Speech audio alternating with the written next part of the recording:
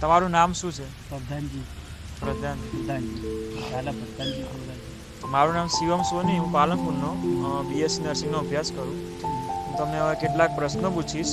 જિંદગીમાં તમને શેનાથી વધારે સંતોષ થયો એનો તમારે જવાબ આપવાનો, બરાબર? તમને પૈસાથી વધારે સંતોષ થયો કે સંબંધો સાચવવાથી, પરિવાર જોડે? એનાથી વધારે સંતોષ, કારણ કે પૈસા તો ઉપર લઈ જવાના, તો મળી રહેવાનું છે. સંબંધ બધું મળે કે ના મળે, સંબંધ સિવાય ના મળે. જિંદગીમાં સંબંધ વધારે મહત્વના. તમે પૈસા ગમે તેટલા કમાઈ જશો પણ ઉપર થોડી લઈ જવાના. ના, સારા કર્મ કાયમ માટે કાયમ માટે. આપણે ધારો કે પ્રમુખ સ્વામી મહારાજ છે, આપણે એમને પેલું રાખ્યું છે એટલે એ આપણું કાયમ પાડે પેલું રાખવાના જ છે. પરમપુરા આપણે ભક્તિ કરવાના જ છે. તમને લઈ જશે એમ ઉપર સ્વર્ગ. હા, એ તો ફરજિયાત લઈ જશે. આજ નહીં તો કાલ જાણતાને નિમિત્ત આવી ગયા આપણું. એકલા પૈસા ના કમાવા, તમારે પરિવારને પણ ટાઈમ આપવો પડે, બધાને ટાઈમ આપવો પડે.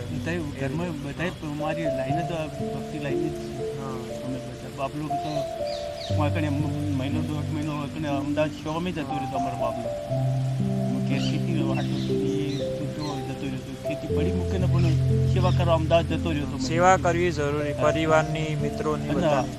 અમે તો પહેલાં અમારા ખારા તરવાના ભાઈ પટેલ એમને અમને પહેલાં પ્રમુખ સ્વામી મહારાજનો સંજોગ કરાયો હતો. ત્રિભુવનભાઈ પટેલ અમારા કાર્ય કરતા છે. એમને પ્રમુખ સ્વામી બાપાનો બહુ વર્ષો પહેલાં એમને પરિચય કરાવ્યો તો એમને સાક્ષાત આવી હતી, એકબીજાનો આશીર્વાદ આપ્યા હતા. તારની અમે ભક્તિ આજે સ્વામિનારાયણ ઉપાડી. એટલે મતલબ કે જિંદગીમાં પૈસા વધારે મહત્વ નહીં, ખાલી જરૂરી છે કે જીવન જીવવા માટે જરૂરી, પણ એનાથી વધારે સંબંધ સાચો, ભગવાનની ભક્તિ કરી, એ બધું વધારે મહત્વ. સંબંધો સાચવવા એ બધું વધારે મહત્વ. કારણ કે છેલ્લે તમે મરતા હોય ત્યારે એ તમને યાદ ના આવે કે મેં આ બંગલો લીધો તો સારું હતું, અમને એ ના યાદ આવે. તમને એ યાદ આવે કે મેં થોડો વધારે સમય બતાવ્યો હોત સંબંધીઓ જોડે, એ યાદ આવે. એ બધા યાદ આવે. સંબંધી આપણે યાદ કરતા હોય પેલા ભાઈ ઓફ થઈ ગયા, કોમ થઈ ગયા, ગતિને પહોંચી ગયા, પણ એ હારા હતા, આવા હતા, એવા યાદ કરે. તમે ભાઈ પૈસા માટે ખાલી જીવ્યા હોય તો કોઈ યાદ ના કરે, કોઈ યાદ ના કરે. પૈસા તો બધા સિકંદર બધા હતા. પછી એ બધા આખું ભારત આપણો કબજો કર્યો તોય શાંતિ નથી. લઈ ગયો, ખુલ્લે હાથે ગયો, બરાબર શાંતિ નથી. અશોક રાજાએ છેલ્લે સંન્યાસ લઈ લીધો, બધા યુદ્ધો જીતી. કેટલા રાજા મહારાજા સંન્યાસ લઈ દીધા. પાંડુનો ફાય એટલું બધું હતું તો પાંડવો ગતિને પામ્યા ને દુર્યોધન ગતિને જો પામ્યો. આસુરી પૈસા લઈને શું કરી, અને લોભથી એ મર્યો. એના ભાઈઓનો બધો પતાઈ પાડવા માંગતો હતો તો કુદરતી એને પેલું કર્યું. હવે બીજો પ્રશ્ન પૂછું.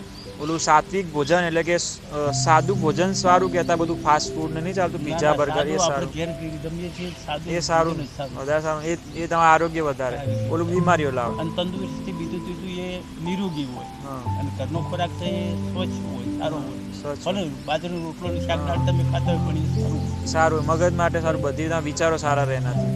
પછી ત્રીજો પ્રશ્ન, ભક્તિ કરવી સારી કે વધારે મોબાઈલ વાપરો, ઇન્ટરનેટ જોવું વધારે સારું?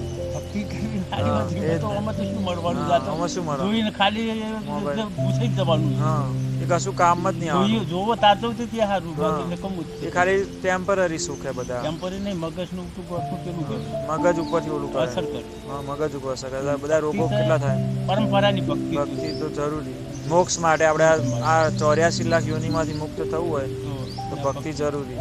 અમારા દાદા હતા, મારા બાપા એ ભણેલા નતા તો રામાયણ, મહાભારત, શિવ પુરાણ બધું આવડતું હતું. એટલેથી છે ભક્તિ તીર્થી હશે ઘરની અંદર, તીર્થી ભક્તિ. સરસ કહેવાય.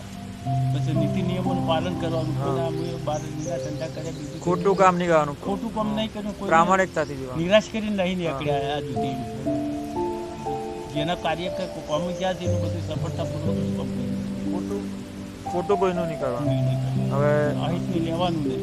હવે છેલ્લો પ્રશ્ન, ભક્તિનો નશો કરો સારો કે આ જે બધા વ્યસનો ચાલે, જે બીડી, સિગારેટ, તંબાકુ, એનો નશો કરો? બીડી સિગારેટ તો કોઈ પીતી નહીં, પણ ચોકરા તમાકુ એવું ખાતા હતા, પણ બાપુને આપતા આપણે કાયમ તમારી સભામાં જ આવતા ને તો આપણે ઘેર આવો 12 મહિને. એ વખત એમને કીધું કે તમાકુ વ્યસન છોડી ગયું.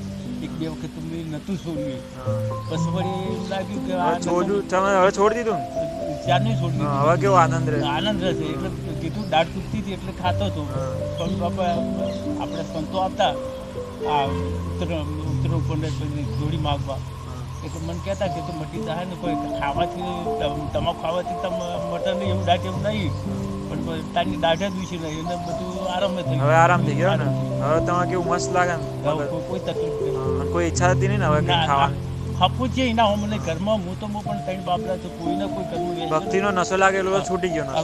કોઈને કોઈ વેચે હા, સરસ કહેવાય, સરસ. એક બધા બાપડાને કોઈને વેચે નહીં. સરસ. એટલે એક વડોદરા બાપલો, મોટો બાપલો વડોદરા છે.